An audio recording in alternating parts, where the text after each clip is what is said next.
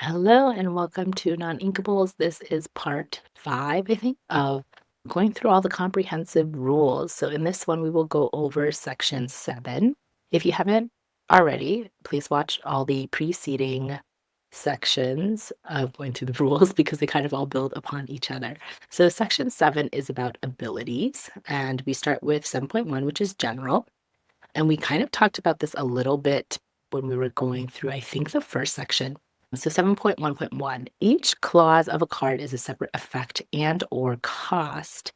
Each clause is separated by a period. So just some definitions. 7.1.2, which is something we've gone over.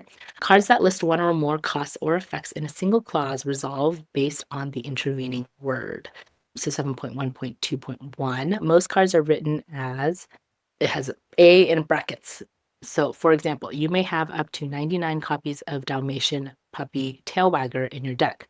So that is one clause. 7.1.2.2 is A, clause A to clause B.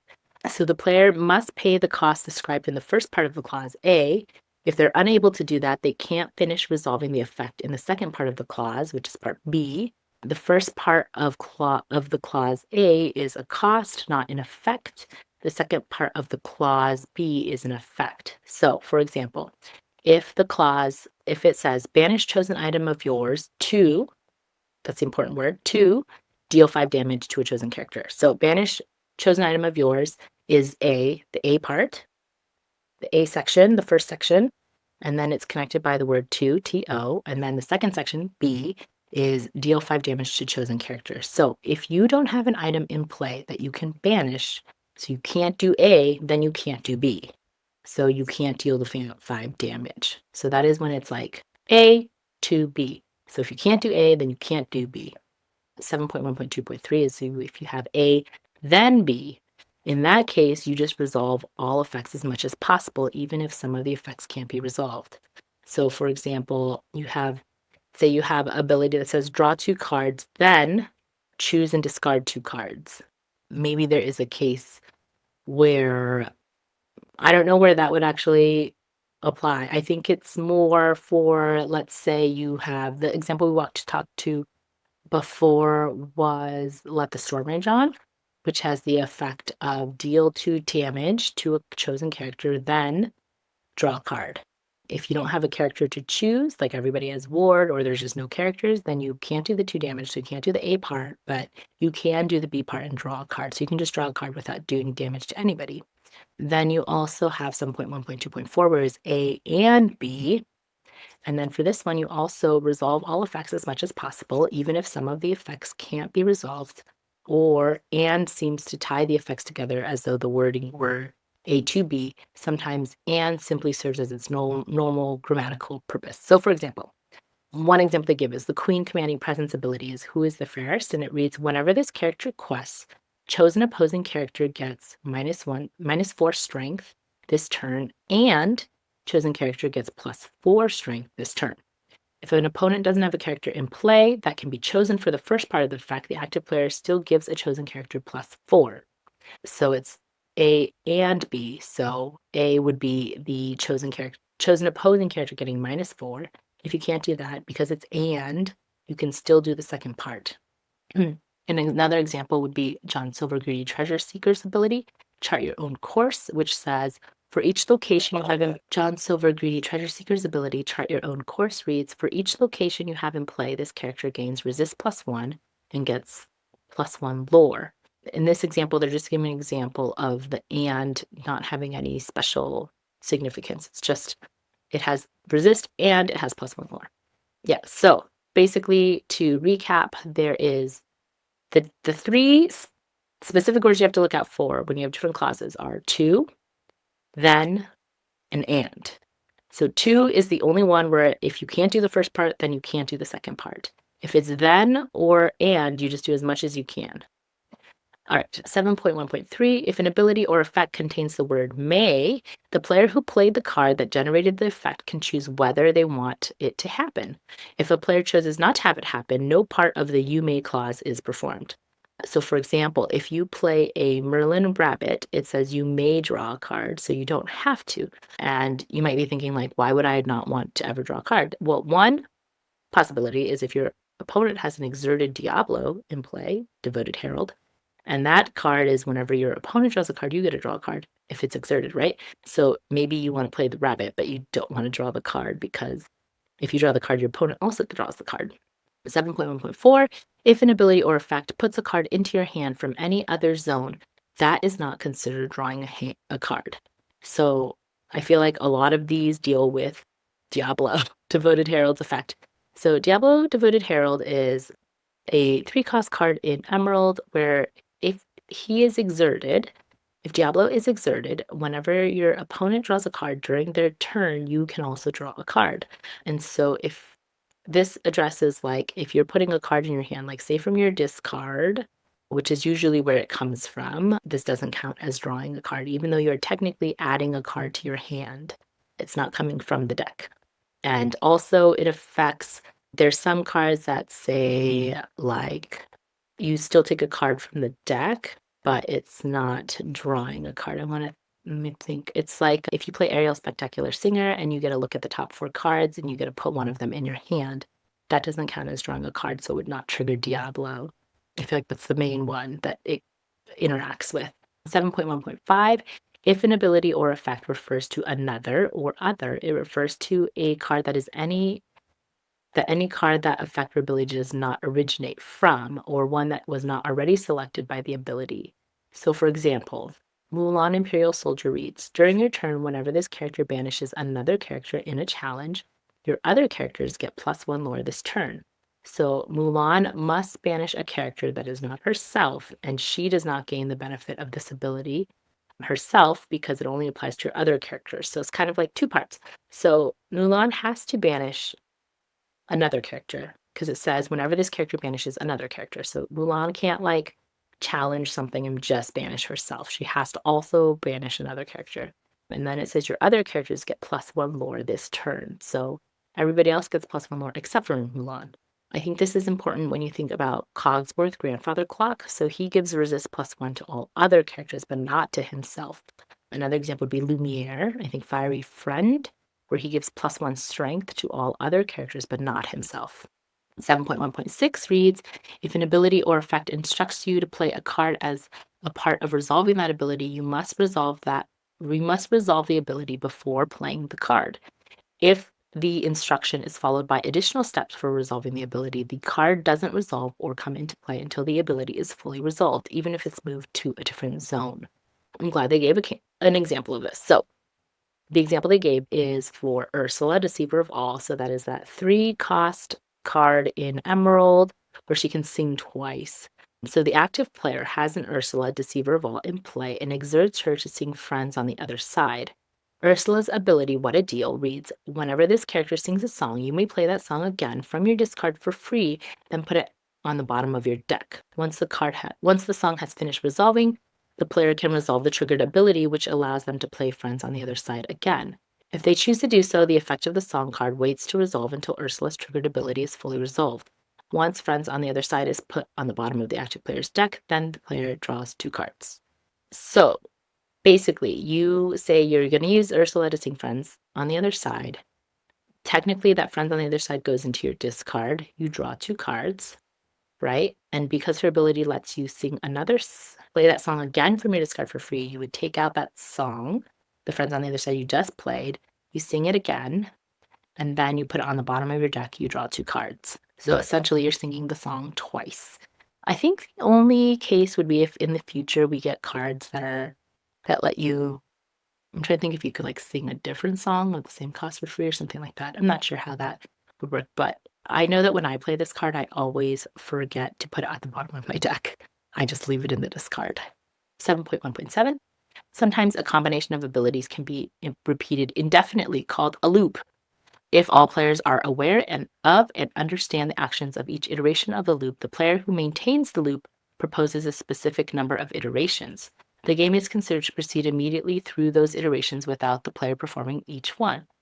Then the game continues and a new action must be taken.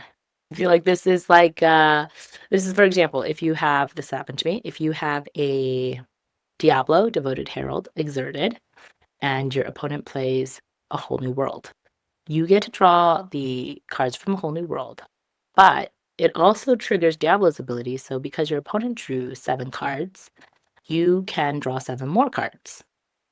However, however, more complicating this is sometimes if you have, or another example would be if you have a Prince John on board and they discard like 4 cards and they play Whole New World. Like when they play Whole New World, they discard 4 cards. Because of Prince John, you can draw 4 cards in addition to the Whole New World.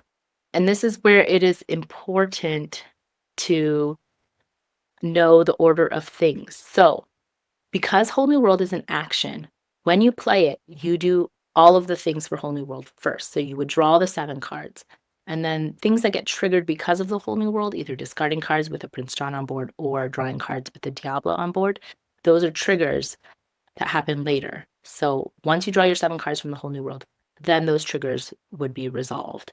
So I think in the past there have been confusion where people are like, oh, you draw the card. And sometimes like when you play this game on like online clients, they may not be coded correctly. So like sometimes it'll let you draw the extra cards first and then discard your whole hand and give you 7, which is incorrect, right? So because it's an action, action has to fully resolve first and then all the triggers happen. So you would get your 7 cards from Whole New World and then you get whatever extra cards you get from Prince John or Diablo. And you don't, that's like, you don't, that is the order. It is not, the incorrect order would be to get the Diablo Prince John cards first and then discard those and get the 7 from the Whole New World, right? So the Whole New World has to happen first because it's an action. 7.1.8, if resolving an effect allows a player to choose up to n of something, the player can't pick the same choice for each iteration of n. Up to includes 0 as a legal choice. So basically you have to like decide how many you want to do and you can choose 0. And they give another example. The song Painting the Roses Red reads, up to 2 chosen characters get -1 strength this turn. Draw a card. The same character can't be chosen twice. The card's player could also choose 0 characters. So I think another example of this would be Mulan Elite Archer. When you deal damage, up to 2 chosen characters can also get this damage. So you can't decide, like, say you do 2 damage with Mulan, right? She challenges somebody, you do 2 damage. You can't choose to do 2 and 2 onto the same character. You have to choose different characters. And you can also choose no characters. Because what if all the characters are your characters and your opponent has no board, right? 7.1.9, some abilities and effects use that in their text to refer to something specific. For example, Ursula, Deceiver of All's ability, What a Deal, reads, whenever this character sings a song, you may play that song again from your discard for free, then put it into the bottom of your deck. Here, that song refers to the card sung by Ursula, not to any other song that is in your discard pile. So I feel like this is just English, how English works. It is also interesting to me that a lot of these examples are from, seems like Emerald is the problem child. Emerald and Amethyst, really. 7.1.9.1, if card text refers to a specific zone where that card is put or located, only that zone is checked. If the card referenced by that has changed zones, the effect checking that zone for that card fails and resolves for no effect, even if there are other cards whose full name matches the full name of that card. Example, a player has 2 copies of Ursula, Deceiver, and All in play and exerts them both to sing a song using its Sing Together ability. Ursula's ability, What a Deal, reads, whenever this character sings a song, you may play that song again from your discard for free, then put it in the bottom of your deck.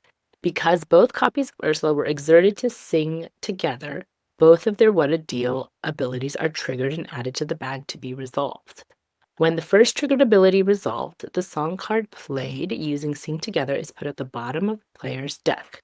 The second triggered ability resolves, that song is no longer in the discard, so the ability resolves with no effect. Even if there's another song card with the same name in the discard, that song refers only to the specific song card that was sung by Ursula when the triggered abilities were added to the bag, not any other song card with the same name. So I think this is a question a lot of people had when Sing Together was first released. So let's say you had your 2 Ursulas sing together A Pirate's Life because you're playing Christmas colors. Your 2 Ursulas both exert to sing Pirate's Life. Pirate's Life is now in your discard. You have 2 What a Deal triggers in your bag, right? So one from your first Ursula, let's picture this, one from your first Ursula, one from your second Ursula, right?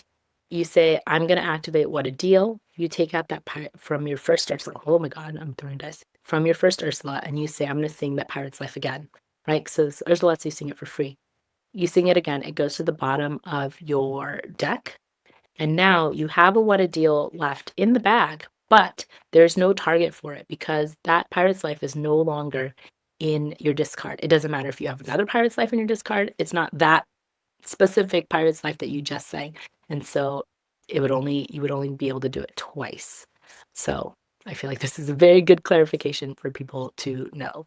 What's interesting is if you did, let's say, okay, so if you did a sing together with Ursula, Deceiver of All, plus another character, let's say you sang with Ursula, Deceiver of All, and let's say, what's another red card you could sing with Maui, Hero to All, you could play that Pirate's Life again for free, essentially. This is opening up new ideas about singing songs with Ursula plus maybe a Ariel singer or something so that like you sing together and then you get to sing together again because of Ursula because you don't need to have all the people there. You just get to play the song card again for free. Okay, sorry, tangent. I'm ideas of new decks. Okay, 7.1.10. This is a whole new section. It's all blue. So some effects instruct the active player to reveal a card or cards. To reveal a card, the player shows the face of the card to all players in the game. The player can reveal cards only from the group of cards described earlier in the effect. So their example is the song Look at This Family has an effect that reads, look at the top 5 cards of your deck. You may reveal up to 2 character cards and put them in your hand.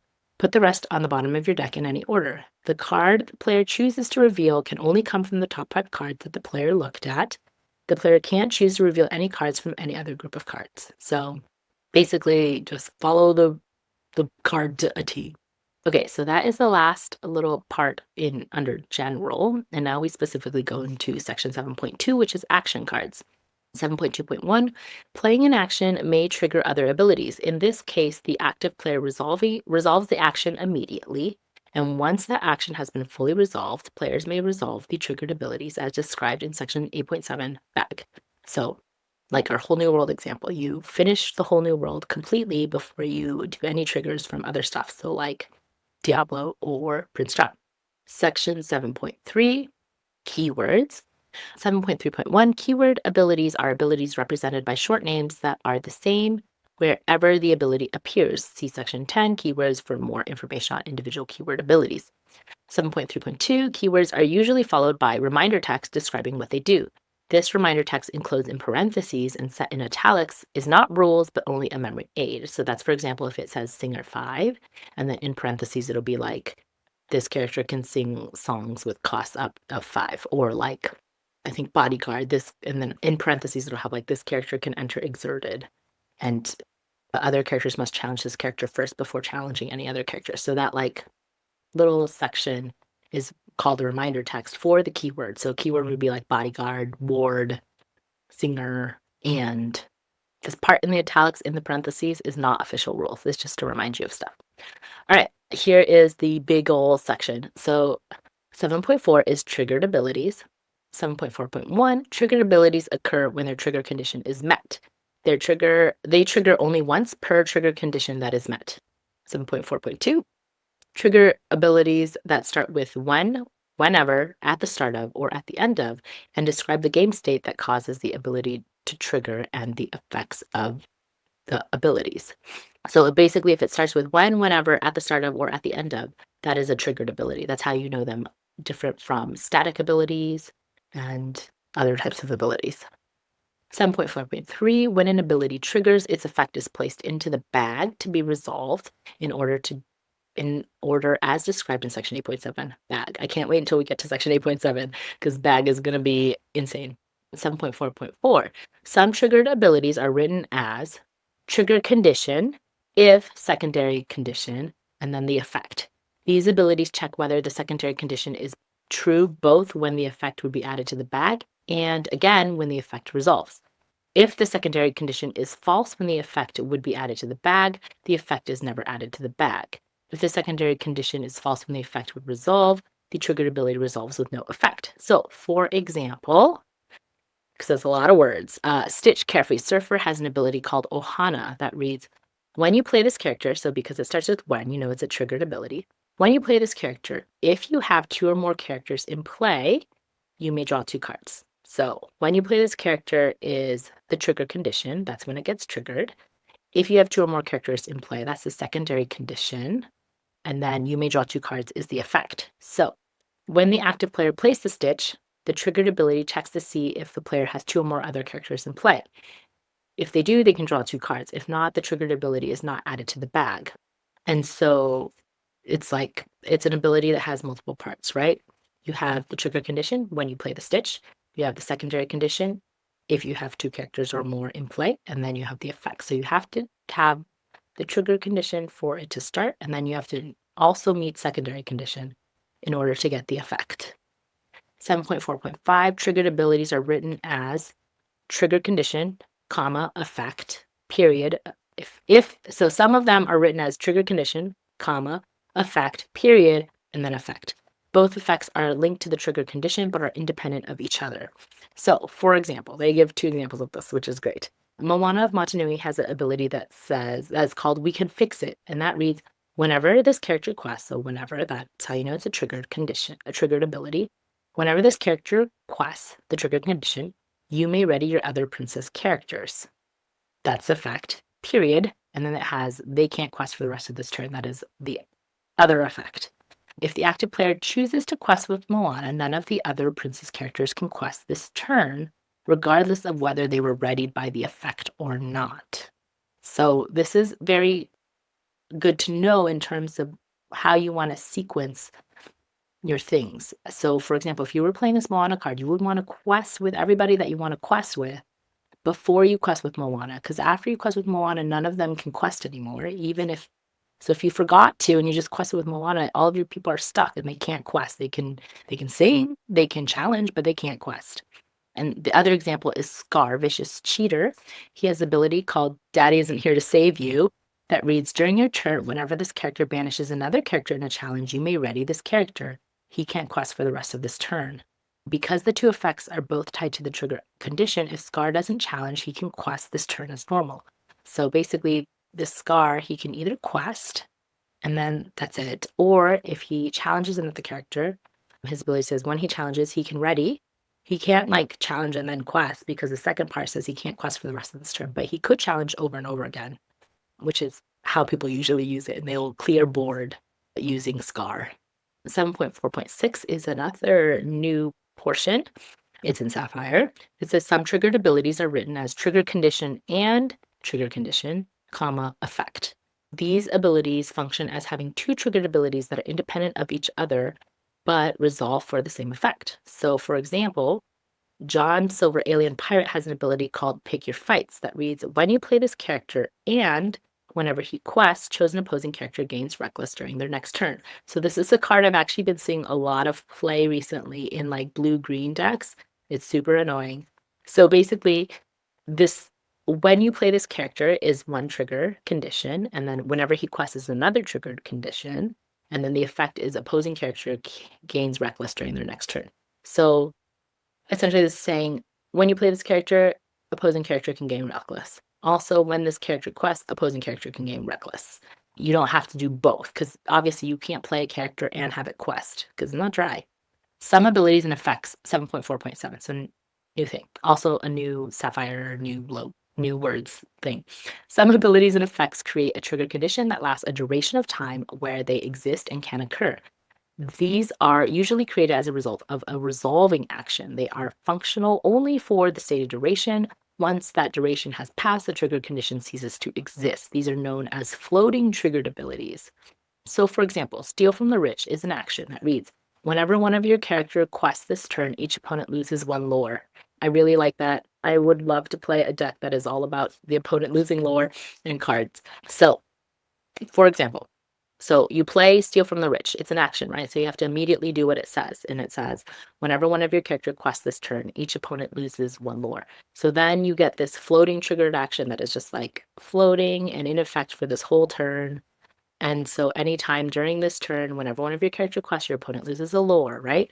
And then it ends when the turn ends. So it's a little bit normally actions, you play them, they happen, that's it. This is an example where you play it and then it kind of stays for the whole turn. So that is it for triggered abilities, okay? Pretty long. Next, we have 7.5, which is activated abilities. So 7.5.1 activated abilities are abilities that a player chooses to use. They are normally written as cost minus effect or cost dash effect. 7.5.2, while there are no effects waiting to resolve and a character isn't questing or in a challenge, the active player may use an activated ability. 7.5.3, to use an activated ability, the active player follows these steps in order. If any part of the process can't be performed, it is illegal to use the ability. So you have to be able to do all of it. You can't just do as much as you can. It's not one of those. These steps apply to all activated abilities. Only the active player can use activated abilities. So the first step, the active player announces the ability they intend to use. Second, the player follows the steps described in 4.3.4.4 through 4.3.4.6, replacing any instance of the word card with the word ability. And then once the total cost is paid, the ability is activated, the active player resolves the effect immediately. So let's go back to 4.3.4.6 so we can see what the heck they're talking about. So 4.3.4.6 falls under the section that is play a card. And it basically is the player pays the total cost, and then they have to exert the number of ink required to pay that cost. If any other costs are included, they will take that into account, but the cost must be paid in full. And then once the total cost is played, that ability can be done. And and then as an action, it is in effect immediately and resolves and then goes into the discard. And if it triggers other stuff, then that stuff goes into the bag. So that is basically activated abilities. And then the other little part, it says 7.5.4, if an effect would trigger as a result of any of the steps to use an activated ability, that effect waits to resolve until the ability is fully resolved. So you have to do the whole ability before you do anything that is triggered by it. So we've gone through a little recap. Triggered abilities, right? So those are ones that start with when, whenever, at the start of, or at the end of. And we've talked about activated abilities. Now let's talk about static abilities. So 7.6. 7.6.1, static abilities are effects that can alter characteristics of a card, game rule, or game state. These are continuously active for the stated length of time. A static ability that doesn't specify a duration is continuously active for as long as the card generating the effect is in play. So for an example, an ability that reads your exerted characters gain ward until end of turn, and an ability that reads your exerted cards gain ward are both static abilities, right? So you don't have to like do anything, they just happen. So I guess an example of this would be Cogsworth giving everybody resist 1. They just always have resist 1 until Cogsworth is no longer there to generate that effect. 7.6.2, cards played that would be affected by a static ability have that effect as they come in play. If this modifies their strength or willpower, they are considered to enter play with that adjusted strength or willpower. 7.6.3, some static abilities occur as a result of resolving ability or effect. Once resolved, the static ability continues to apply to affected cards for the specified duration. Cards that would be affected by a static ability but entered play after the ability or effect is resolved aren't affected by the static effect. So I feel like that's usually if you place like some sort of. Next, 7.6.4, some static abilities are part of the characteristics of a card. These static abilities remain on as long as the card generating the effect is in play. If a card generating a static ability leaves play, the effect ends as soon as the card is removed from the play zone. There is no point at which an affected card will still have the ability and then lose it. 7.6.5, some static effects apply outside of the play zone. These specify the aspect and time they apply to. So, for example, an effect that reads, for each character card you have in your discard, pay 1 ink less to play this card. We all know this is Chernobog. Would apply outside of play. Okay, so those are our abilities. So we have triggered abilities, we have activated abilities, and we have static abilities. Next, we have 7.7, totally separate section called replacement effects. So 7.7.1, some effects are considered replacement effects. These effects wait for the stated condition to occur and then partially or completely replace the event as the effect resolves. Abilities that include the word instead are the most common type of replacement effect. So, for example, Stolen Scimitar ability / reads Exert. Chosen character gets +1 strength this turn. If a character named Aladdin is chosen, he gets +2 instead. So, Aladdin's get +2. Abilities that read this character enters or this character may enter are replacement effects.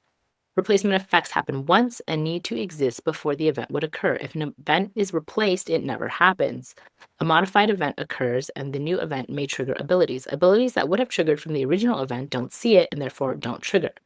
Only one replacement effect can replace a specific effect. If there are multiple replacement effects for the specific effect, the player who played the card that generated the effect being replaced chooses which effect replaces it. Oh, that's a lot. I feel like I'm not sure when you would have multiple effects that could be like multiple replacement effects in that happen. I feel like that you'd have to build a specific deck for that. All right, last section of 7.8 is ability modifiers. So 7.8.1, some abilities and effects can modify the characteristics of a character. 7.8.1.1, whenever a new modifier is applied to a card, a calculation is made for that card's current characteristics, taking into account previous modifying effects that were applied to that character. 7.8.2, if a character has negative strength, it deals 0 damage during challenges. 7.8.3, if a card or location has a negative lore value, it counts as having a lore value of 0 for the purpose of determining lore while in play. So, an example, the active player has a Flynn Rider, his own biggest fan, in play, and their opponent has 5 cards in hand. Flynn has 4 lore and the ability One Last Big Score that reads, this character gets -1 lore for each card in your opponent's hand. Because the opponent has 5 cards in their hand, Flynn has a lore value of -1. If the player exerts Flynn to quest, they gain 0 lore. This would also apply to, I think this applies to things like Sisu, Boldened Warrior, so sometimes called hand Sisu. So 3-cost Sisu, and it gets +1 strength for every card your opponent has in hand. Yeah, so that is it for section 7 of the rules, part 5 of this review, and there's a lot in this section about ability, so I would rewatch that section again because I feel like this applies often. The next section we are going to talk about is section 8, which is zones, and it includes the bag, which has been referenced so many times already in this comprehensive rule review. All right, so that is it for part 5, section 7. As always, keep shuffling. Hopefully you don't end up with a whole handful of non-inkables like me. All right, bye.